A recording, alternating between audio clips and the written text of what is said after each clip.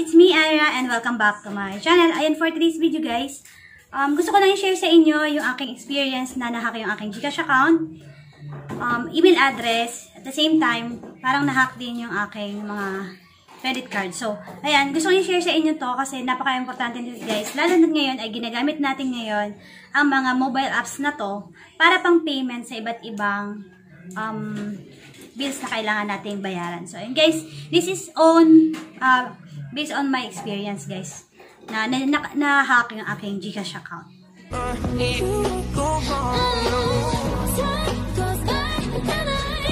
Pero bago yun guys, kung bago pa lang po kayo sa aking channel, huwag niyo pong kalimutan mag-subscribe at pakipindot na rin po yung notification bell dyan sa baba para ma-update po kayo kapag na-upload po ako ng panibagong videos. Ayan guys.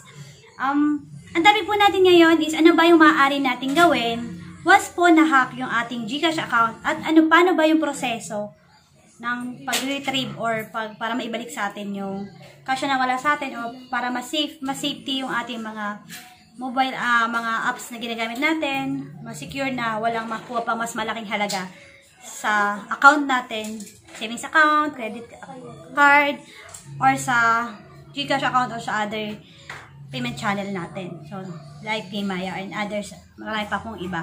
So, ayan, bibigyan ko po kayo ng tips kung ano yung mga ginawa ko, tapos ano mo yung mga nalaman ko na bagong idea ko po. So, ayan, let's start. Ayan nga guys, story ko. Ditong ano lang, May 31, nahack po yung aking Gcash account. So, ganito yung story niya. Nag-load yung pinsan ng asawa ko, saka yung tita niya. Nag-load sa akin. So, it's UTP 15 lang. So, inopen ko yung Gcash app. Nag-load ako. Tapos, na-process ko pa rin. Yun, pero medyo matagal nga lang yung proseso ng load. So, nag-takes ng ilang minutes para bago nila na-receive yung load na yon. Tapos, yung phone ko, nilagay ko doon sa likod ko. Sa ganito kasi may bintana, nilagay ko doon. Tapos, at that time, nasa probinsya ako ng guys kasi doon nga kami nalakdan, kababalik ko lang dito sa Manila. So, ayun guys, after nun, pagkalagay ko doon, mga ilang minuto, may na-receive akong text. Since na-receive ko na yung text na na-load na confirmation na na-load na nga yung load na dalawang transaction. Wala na naman na-expect na So, tinignan ko yung text message kasi naghihintay ako ng mga billing ng mga credit card ko. So, itisip ko, bill yun. So, text message na bill. So, kinuha ko yung phone ko, chinek ko yung at nagulat ako guys doon sa nabasa ko, which is, ang nakalagay doon is, na anuhan ako ni siya, nag-transact ako ng 69 pesos na pinambayad ko kay Shopee. So, nagulat ako kasi wala nang ginagawang transaction at the same time, nandun nga ako sa probinsya, ang layo nun sa pag-deliver ng mga items. Tapos, saka hindi ko kailangan yung ganon, hindi kasi din ako hindi rin ako nag-Shopee, hindi ako Lazada. Hindi ako nag-ganon kasi nga, yung paninda nila, halos ganun din yung mga paninda ko. So, ayun, seconds lang, binasa ko pala, yun nga, nabasa ko Shopee. Tapos, natataka na ako, sabi ko, bakit may ganito? Parang 16 pesos lang, pero na-curious na ako bakit may ganon. Tapos, after nun, seconds lang, may dumating ulit na na text message na confirmation na may natransact ulit na 1,155. Doon ako nagtaka. Binasa ko rin siya. Tapos, Shopee pa din. Nagulat na ako. Sabi ko, iba na to. Di bumangon ako bigla. Doon sa pagkakaupo ko sa upuan. Tapos, nagtataka na ako. Bakit, iba na to. Ang ginawa ko, since may naka-mobile data naman ako, dali-dali ako na pumunta ako sa Gcash app. Pero, bago ako makarating dun sa Gcash app, guys, may nagpapap uli na message na confirmation, another confirmation, na may na-transact na 4,400 something. So, ayun yung third transaction na nangyari. Nagulat ako kasi 4,000 plus na, dali ako dun sa, sa Gcash app. And then, naisip ko, mag-change yung number. So, nagpunta ako doon, nag-change ako ng number. Kaso, ayun, na-change ko siya ng, change password pala. So, successful yung change ng password.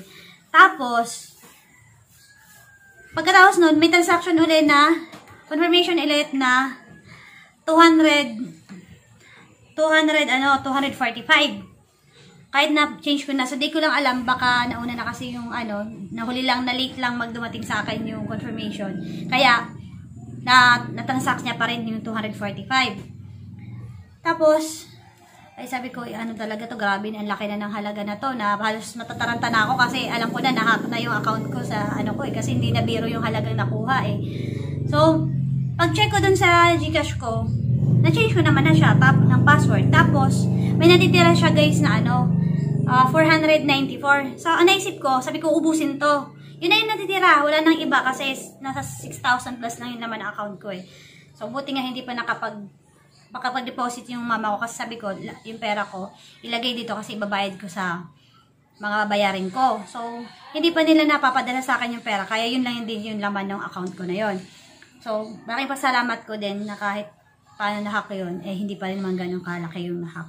So, ayun, nakita ko ngayon 245 na natransact ulit niya. Ang ginawa ko guys, naisip ko, i-transfer ko sa ibang Gcash account. Yung ano ko, yung pera na yun na natitirang 490. So, ang ginawa ko, naisip ko, may Paymaya pala ako guys.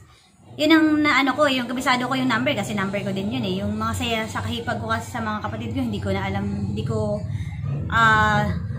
kabisado yung mga number nila. Kaya hindi ko ma-transfer agad. So, naano ko, Paymaya, hanap ko siya.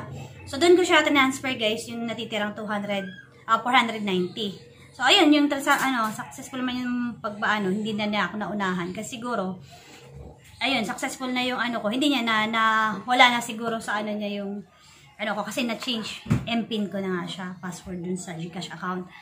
So, ayun, after nun, ano nangyari? Sabi ko, nag-post agad ako sa FB ko ngayon, tapos marami nagtatanong, tapos nag-chat ako sa hipag ko. Sabi niya, itry mo kaya, itry mo itawag, try mo i-email, o kaya sa messenger, sa mag-report ka. So, ang madali kasi guys, para sa akin is yung messenger. So, ayun guys, ingat kayo sa paggamit ng, ayun, akala natin, yung kausap natin is hindi scammer kasi Gcash customer service yung nakalagay doon. Ang problema pala guys, ngayon po pala ay wala na po palang customer service si Gcash sa messenger kasi nga po, madaming mga hacker at mga fake account na po yung mga nandoon. So, nung ano po yun, chinek ng kaibigan ko, sabi niya, wala nang customer service via messenger kasi doon ako nag-complain, tapos sa pagkataranta ko, hindi ko na rin naisip, hihingi niya sa akin yung mga transaction details, tapos humingi siya ng OTP, tapos humingi siya ng password nung phone ko para ma-open daw nila at maano yung details, yung mga ganyan-ganyan. Hindi ko naman naisip na hacker or scammer din pala yung kausap ko.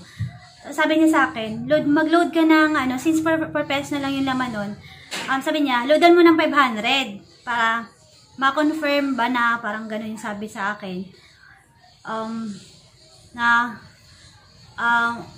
magawa ako ng paraan, tapos maano ko na yung mga detalye, tapos para confirmation na din na akin talaga yung account. Hiningi niya sa akin yung pati email address. So, sa madaling salita guys, yung kausap ko din is hacker. Kasi, pwedeng kaibigan ko nga is wala na nga po palang customer service via messenger. Kasi maraming scam at fake account na messenger. So, ayun guys. Doon ko nalambot hindi ko siya niloadan uli ng 500 kasi luludan niya na dapat.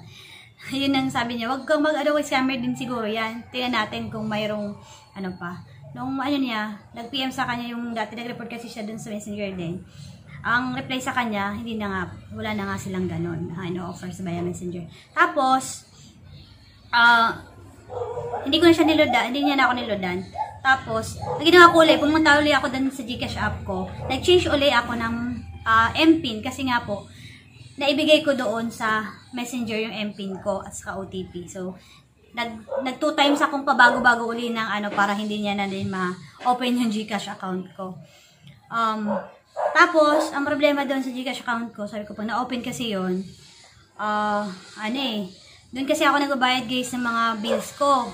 Pati yung mga savings account ko, is doon ako din nagbabayad kasi pag hassle kasi pag ibang bangko yung pupunta nung magde-deposit ka lang, di ba? Syempre, punta ka sa iba't ibang bangko para mag-deposit ng ano. Kasi ako nga, meron ako iba't ibang savings account guys. Gawa nga ng, ginagamit ko siya sa online payment ng mga customer ko. So, kung ano yung malapit sa kanilang bank, sa lugar nila, doon na lang sila naghuhulog ng account. Kaya, mas marami akong savings account na ginagamit. So, tapos, pag kaya may mga transaction history kasi doon, na makikita mo kung saan ka nag-transact. Pero ang kinagandahan naman kay GCash, kahit paano, hindi complete yung details pagdating dun sa account. Pero nakakatakot pa rin kasi nga magaling ang mga hacker.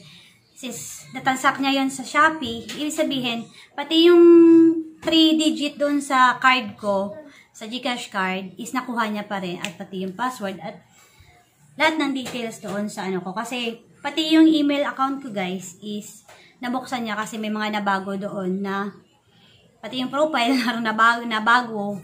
Tapos may mga details na something kasi nga nag-confirm din si email na parang may sa ibang gadgets ginagamit yung email account na yun. So parang binubuksan, may confirmation kasi siya. Kaya nalaman ko na na-hack na pati yung email ko. So ayun guys. Bali ang ginawa ko, sabi ko na mag-report ako sa sabi ng hipag ko. Sa na lang, sa email. So, ayun, nag-email ako, binigay niya sa akin yung nag-email ako doon, at ayun, sinendan niya ako kung anong gagawin, sunod, hiningi niya yung ibang detalye. Tapos, guys, at mga ilang araw, kasi minsan di ko na-open yung mga, kasi mahina yung, mahina yung data doon sa province. So, mga ilang araw, nag-send siya sa akin na pakipill upan yung dispute form. Yung dispute form doon na kailangan i-fill up yung mga details ng card, yung email address, kung kailan nangyari yung transaction, ano yung reference number yung transaction, at yung time at saka amount. So, meron ganun nakalagay doon, naka-indicate sa dispute form, guys. So, ayun, at the moment, na ngayon nangyari yun is June 31, ngayon is June 13, hindi ko pa na-check yung email ko. Pero bago kami doon umalis sa probinsya nung 8, may email na sa akin si GCash na ginagawan naman nila ng paraan na i-secure yung account ko. Pero sa ngayon, di ko talaga ginagamit na si GCash. So, ang gagawin ko na lang, for better sa mga tulad ko na hack, magpalit na lang ng number. Mag-change number na lang. So, ayun ang mas magandang gawin. Tapos, yung card, pwede rin yun na magpapa-change siya ng lang din. Kasi dun sa dispute form papalitan na nakalagay naman doon na mag-change kanila ng card So mababago na din yun. Kaya hindi na din niya magagamit if kahit alam niya yung CVC ng card ko. So ayun guys, ayun nga nabanggit sa inyo kanina, pati yung email ko is na-hack. Kasi nga may mga pagbabago nangyari. So ayun guys, yung email ko, syempre, yung email ko na yun is napaka-importante. Connected yon sa lahat ng bank at sa lahat ng savings account at credit card account ko. So, ang ginawa ko guys, kasi pati si GCash, ginagamit ko siya pang payment na credit card. Si email, connected din sa credit card ko kasi yun din naman naka-register na email. So, ang ginawa ko guys, taranta ako, sabi ko lagot kasi medyo malaki yung credit limit ko na available. Since iba yung iba, gamit ko naman pero malaki pa din naman yung mga available if ever ma-hack niya. Ang laki pa rin kawalan sa akin kasi medyo madami-dami. So, ginawa ko guys, kinaumagahan after nangyari. Kasi Sunday yung nangyari. Tapos 5:30 PM. So, ang customer service lang sa call is 5. Kaya sa nakto niya 5:30. Kaya magaling nga Hindi talaga magagawa ng may tawag agad. Kasi pag 5 closed ang call sa mga sa GCash. So, ayun, customer service.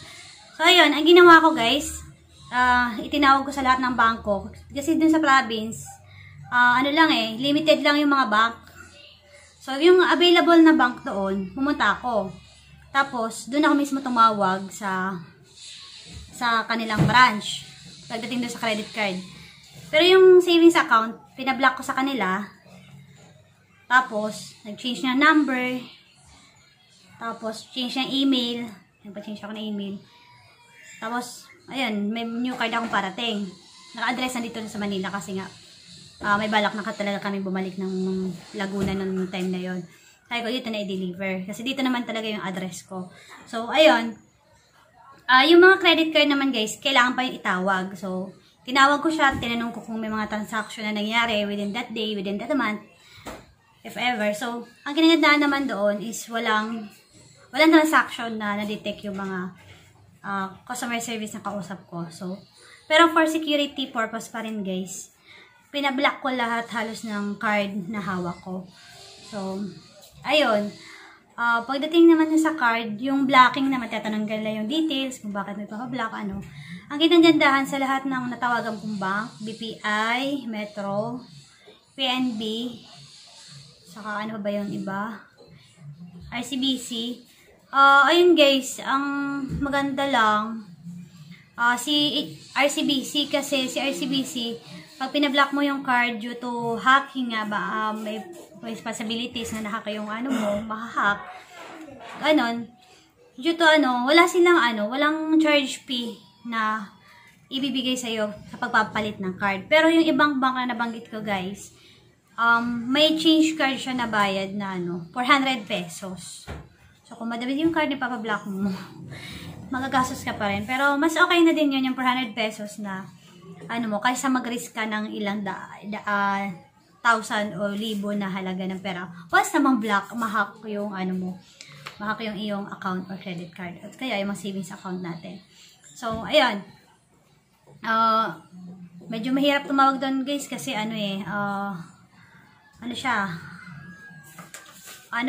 province to to Manila, kaya medyo mataas yung rate. So maganda, ang kinagandahan na lang is yung mga bank nga na available doon ako nakatawag. Pero pag sa kanila pala guys, sa sa BPI lang din yung matatawagan mo, hindi ka pwedeng tumawag doon sa iba kasi parang naka-block yung bank sa kanila. So hindi rin makatawag sa ibang bangko. Kaya ang ginawa ko, isa-isa talaga yung bank na pinuntahan ko. Tapos, kung anong bank yun yun din yung natawagan kong bangko. Kaya yung ibang wala doon, tinawagan ko sa payphone, yun ako nakatawag. Kaso yung iba, pahirapan makontak. Tulad na nahirapan ako mag-contact kay Security Bank, saka kay sa HSBC. Hindi ko na-contact yung dalawa na yon. Pero si Metro Bank, PNB, BPI, ko yun na napablock ko yung card ko, saka ano ba yung iba. Tapos bukod doon,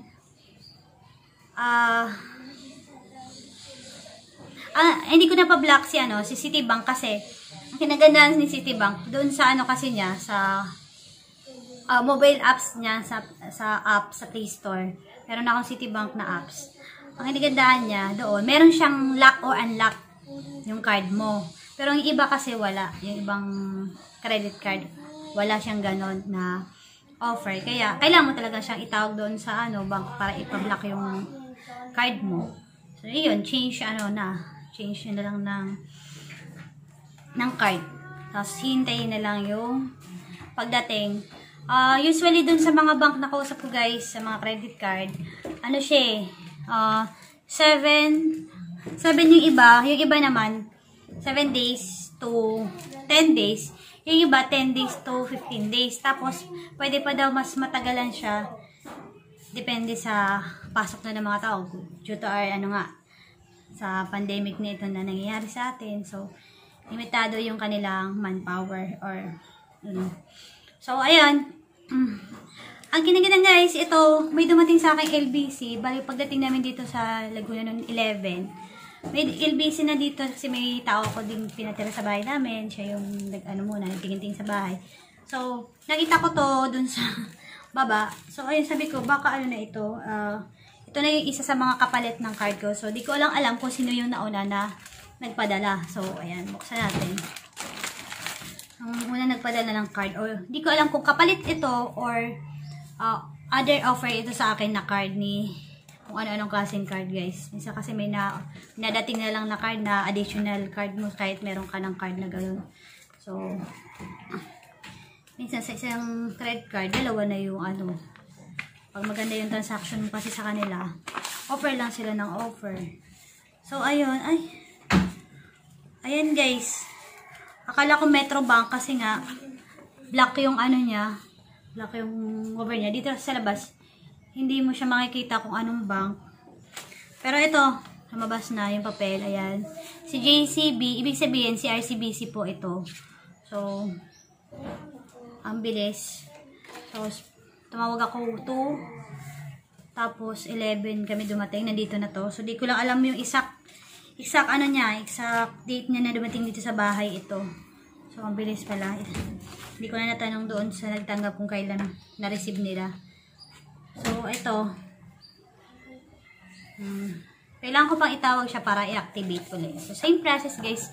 Papa-activate ulit tayo ng card. Pero, yung mga transaction naman is, nag-change lang talaga tayo ng card.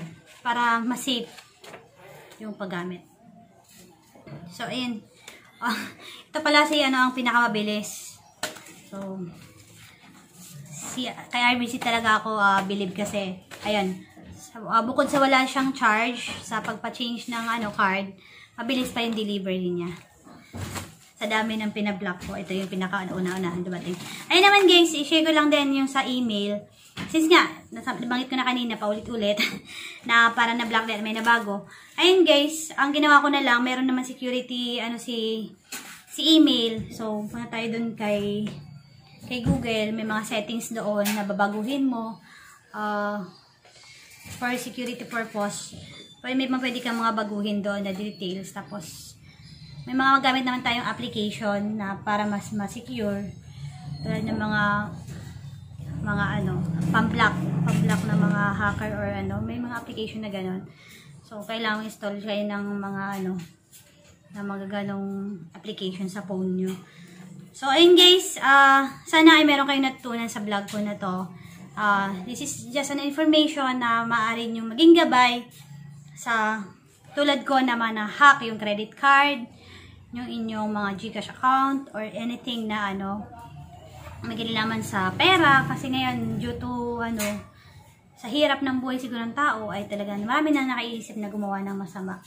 So, pero hindi ibig sabihin nun is kahit naman kasi yung tao kapag may takot sa Diyos is hindi naman ginagawa. So, hindi natin alam yung sitwasyon ng bawat isa. So, ingat na lang tayo sa mga ganitong klase ng maaaring mangyari. So, ayun guys, share ko to para magkaroon kayo ng idea at mayroon kayong